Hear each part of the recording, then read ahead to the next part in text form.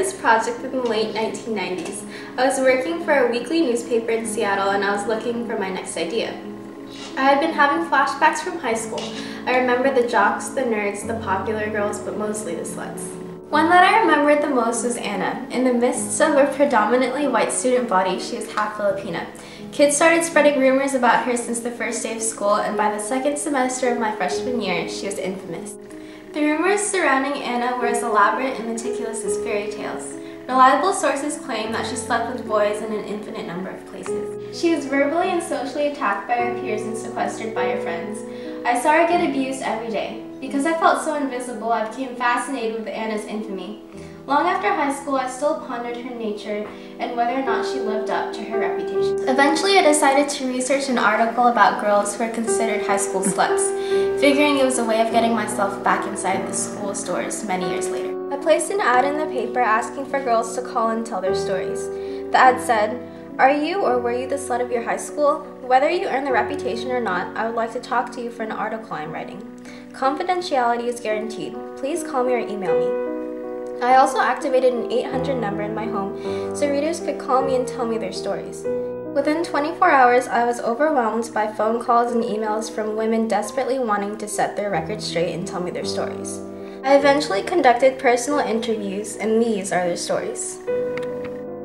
Hi guys, thanks for coming. Feel free to share your stories, and it's all confidential, so you can say anything you want. I attended a big public high school in New Jersey. Life was good until all these rumors started when I was 15. I got my first boyfriend, a boy who was new in town and visiting his mom. We slept together and everything was great, but then he left. The next fall he moved back to town and he found out I'd hooked up with 2 other guys since he'd left. He was pissed and started spreading rumors about me. He wanted other kids to believe I was a monster too.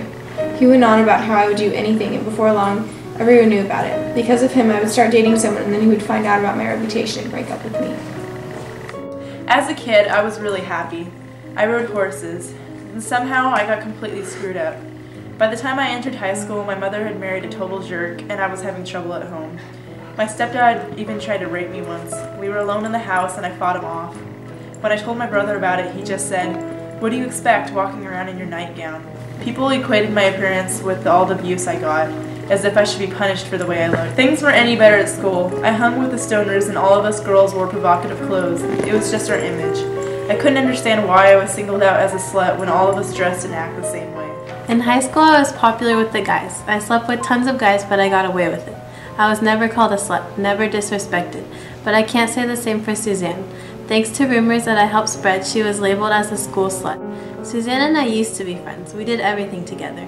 But one night at the beginning of sophomore year, Suzanne called me and told me a story that became part of the rumor of the school. She told me that she had been at a party the night before and that when she woke up that day, her underwear were on backwards. Soon, rumors were spreading about how she had been drunk and 5 guys had taken advantage of her, then taken her home so she wouldn't know anything had happened. After hearing this story, I separated myself from Suzanne and we grew apart. Everyone was calling her a slut and I couldn't risk being friends with her and ruining my reputation too. But the truth was, I don't even know for sure if the stories were true. The myth of the slut is merely a creation of people's minds. Whether or not the rumors of them are true, they are ultimately the vivid imagination of teenagers. The stereotype created about sluts is not always true, and oftentimes they are fake. Their high school years play a significant role in their present-day lives, and they are constantly haunting them and impacting their actions as well as changing the way they view themselves.